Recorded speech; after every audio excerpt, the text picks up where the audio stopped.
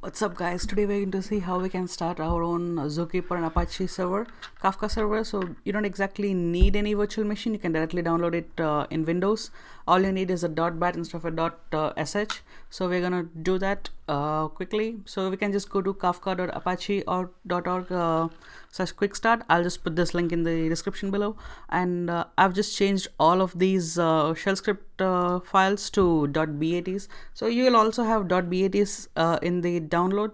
I'll just show you this simply following the steps. We're just gonna go download the 2.5.0 version. I can just go ahead and click that.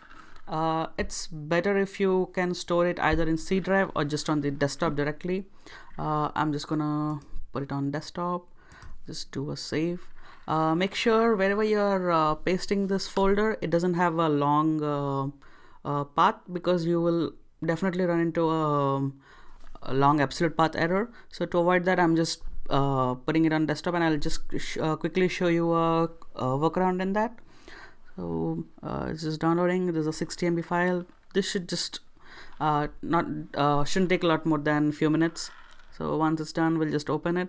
I'll show you the commands for Windows. So these are the commands. I'll put these in the description as well. So if you are using Linux OS, all you have to do is directly run this through bin. But as we're using Windows, so there's a Windows folder option which has .bat, the batch files for Windows, but not the shell files. So I'll just put this in the description. So let's just check how is our downloads going on.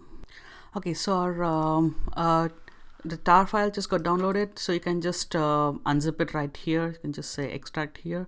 So it will just extract a folder with the same name, Kafka_2.1. All you need to do is just right click on it, rename it to something smaller. I'm just gonna keep it Kafka. If you don't make it smaller, you'll likely run into absolute file path too long exception. So this is the bin, and there's a Windows in that. So you can what you can do, you can directly start your PowerShell here. Just hold shift, do a right click, you'll get a open PowerShell window here.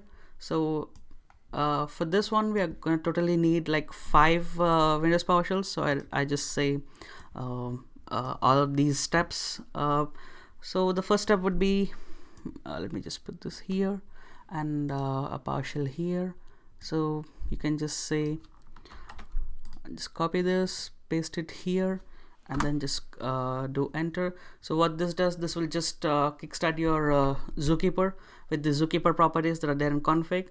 So okay, our Zookeeper is up. We're just gonna put it aside, and then now you can just go here, shift right click, open your PowerShell window here again, just drag it here. We'll just open our so now we are going to start our Kafka. So this will be in the same Windows folder. All you need to do is check for Kafka start, and similarly for Zookeeper we use Zookeeper.properties. For Kafka we'll be using server.properties. So this should kickstart our Apache server. So Zookeeper is running. So make sure you run Zookeeper before you run Kafka, because Kafka needs Zookeeper. So now that both of things are almost up, what you can do, we're just gonna create a topic, and then see the topics that are already there, and we'll just create a simple producer and consumer within our command line. So let me just so by the way, all of these steps are there in the Apache quick start link that I've shown you before. So all of these steps, I've just copied this, and instead of just the shell files, I've just used bin, Windows, and then the batch files, because this is a Windows laptop. So let's say yes. So we do a shift right click, open your PowerShell window here. So this is going to be our third one. You can just open this. So this is going to be our topic creation command. So Kafka topics, create Bootstrap server, which will be in 1992. This will be different if you are using Hortonworks Sandbox or Cloudera. So replication factor, I'm just going to put 1, and partition 1, and so you can just I just forgot this, so you need to add the topic as well.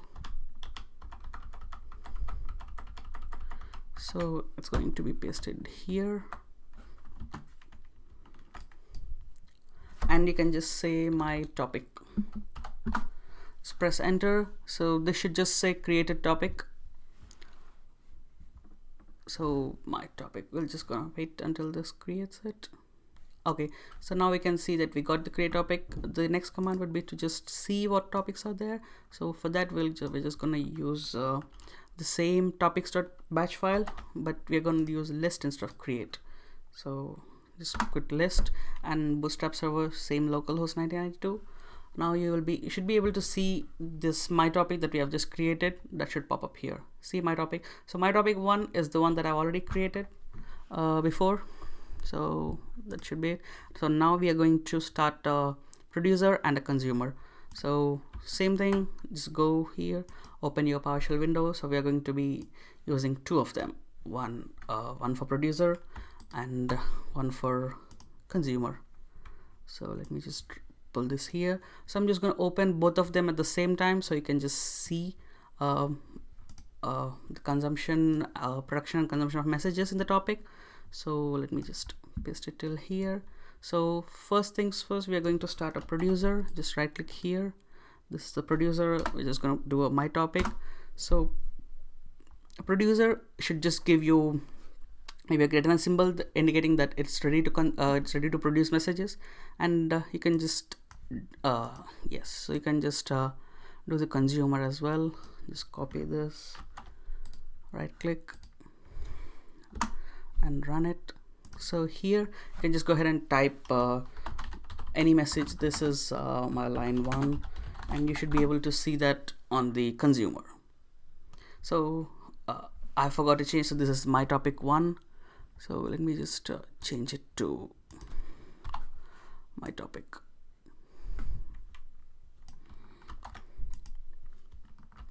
So Control C will terminate whatever process you're running. You can just do a clear and then right click, just change it to my topic and then press enter. So this message is already being written on topic. So we can just check this is line 2 and see all the messages will just start consuming in the consumer. So that's how you can run you can start a Zookeeper server, Apache Kafka server, a producer and consumer, create a topic and put the messages on there.